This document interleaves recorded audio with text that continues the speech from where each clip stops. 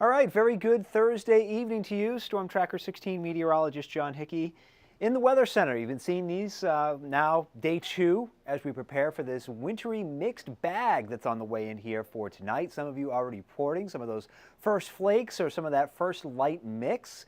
We'll get into why maybe the radar isn't seeing that in just a moment, but certainly a long ways to go, just kind of the early onset of this thing. Yes, it is wrapped up by about midday tomorrow, but well, still a lot of time between now and then to get this mixed bag going. So without further ado, let's jump to the radar. Of note, the National Weather Service office in Binghamton, their radar system is down right now. So we are kind of flying blind here in the Northeast. So that's why your reports as to what you're seeing on the ground will be critical going forward. Central Pennsylvania, great coverage from State College, but again, here in the Northeast, so basically the northern tier down through the Lackawanna and Wyoming valleys, and then out through the northern Poconos too.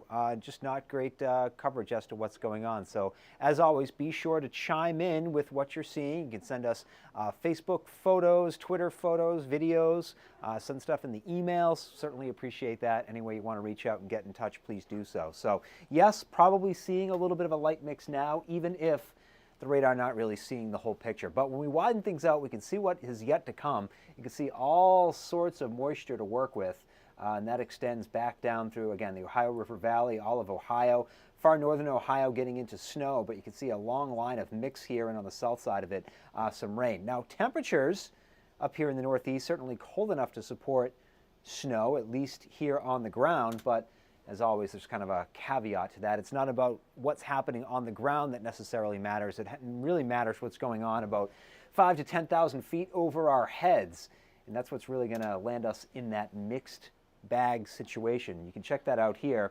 When the air is colder than freezing, from here on the ground all the way up through 10,000 feet, good to go. It's all snow. But when you get some air that's a little over the freezing mark and then it refreezes on the way down, that's when you get some sleet. And I think that's what we're going to find a fairly significant amount of, probably about an inch of sleet, maybe a little more in spots.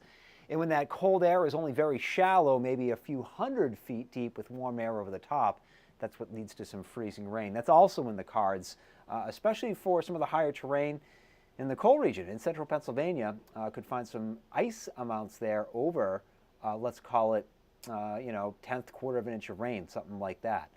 To that end, let's quickly run you through the totals. So you saw Kurt's maps earlier this evening. No change here. All right, we're talking about a general 2 to 5 inches of snow up through the northern tier before you change over to some sleet, maybe a touch of freezing rain, probably more sleet in the northern tier. And then for our valley cities and extending out through the central and southern Poconos, a 1 to 3 inch snowfall before the mix. And generally along and south of Interstate 80, this will be all mix and even just some plain old rainfall in that mix eventually too. In terms of icing, again, this isn't sleet. This will be the freezing rain component. Maybe around a tenth of an inch or so for our valley cities. Central Pennsylvania, as you can see, a little bit more than that. And especially as you go up in elevation too, you could find some ice amounts up around a quarter of an inch or thereabouts. We will get into a little bit of wind Friday afternoon, evening, and with some icing on some of the things like power lines and the trees. Could be an isolated power outage here or there, but it shouldn't be an overly widespread deal. But again, a pocket here or there. If you get ice and you usually lose power, probably one of those situations. We'll run you through the timeline, future clouds and radar. That's the 7-day forecast. This would be future clouds and radar. So here's a look at things over the next 3 hours or so. So just kind of the onset of it. Again, snow to the north, a lot of mix, at least on this particular model. Through about 2, 3 o'clock in the morning, it's mainly snow up to the north. A lot of mix generally elsewhere at this point. And then all of us should be seeing a mix right around the evening or the morning commute on Friday. So that's going to be the highest impact time out of this whole system. This model showing a little bit of plain old rain down through some of the valleys, including the valley cities. And it'd be a very cold rain, but rain nonetheless. But this is when we're probably picking up some icing across some of the higher elevations. That's 8:30 in the morning. Here's midday. Things winding down then. Thinking by lunchtime, the precipitation just about shut off and road conditions should start to improve. In terms of impacts, whether it be roads or power outages, very low impacts through about midnight, 1 o'clock in the morning. Then things kind of ramping up. Highest impacts will be right in time for your morning drive, and that's why we've got a lot of school closings and virtual days tomorrow. Did see a couple of 2-hour delays too, but those may end up changing depending on how things play out in the morning.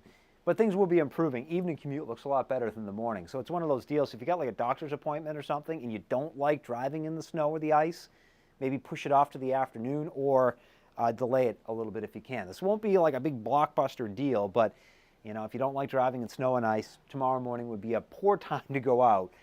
Late afternoon, evening would be a lot better. Here's a new map. Just put this together today.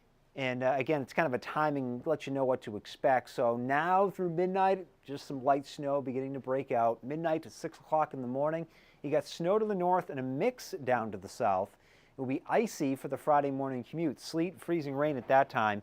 Things will be tapering off as we go into the afternoon.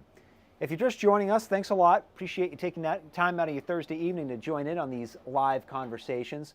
Want to quickly show you the snow and ice totals one more time before we wrap things up. Higher snow totals to the north, up through the northern tier, higher elevations, places like Armenia Mountain, up through the Litchfield Hills in Bradford County, Montrose and New Milford, probably finding some higher end on the snow, probably closer to the 4 inches or so. Same for you in Dimmock and Hot Bottom, Lenox, Clifford, Gibson. You're looking at some significant snows. Same for Uniondale, as well as Forest City. Waymart also in line to find some of the higher end snows, maybe 4 or 5 inches before you go over to the sleet and freezing rain. That'll start to chop down the totals. Lower totals as you go south, but more mixing. So just because it's only an inch or two of snow where you live doesn't mean that the driving won't be nasty tomorrow morning, as it's a lot of sleet and freezing rain. Treated roads will be all right, but side streets, sidewalks, your front step will be icy first thing. Speaking of ice, here's another look at the ice accumulations. General 1/10 an inch or to 2/10 of an inch of ice for many, especially as you head from the valley cities west and south.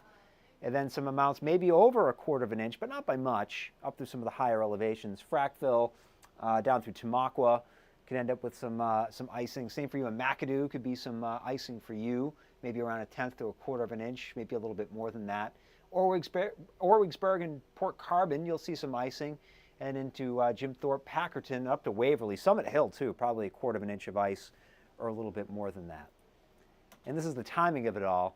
Light snow is breaking out now. The mix quickly moves in, and then it will be icy for your Friday morning drive. That's when we expect some of the highest impacts. So thanks a bunch for joining us for this live conversation here on your Thursday night. We've got all sorts of new weather information just rolling in now, so we'll bring you the latest during our 10 and 11 o'clock newscast tonight. Snedeker's in here tomorrow morning, first thing, 4:30, so he'll have a look at all of the overnight guidance and keep you up to date and up to speed with kind of a play-by-play, blow-by-blow of what's happening throughout your Friday morning. Things should be wrapped up, though, by the evening commute. Again, thanks a lot. We'll see you at 10 and 11, WNEP2 and WNEP. Hopefully have a great Thursday night, and we'll see you on the tube.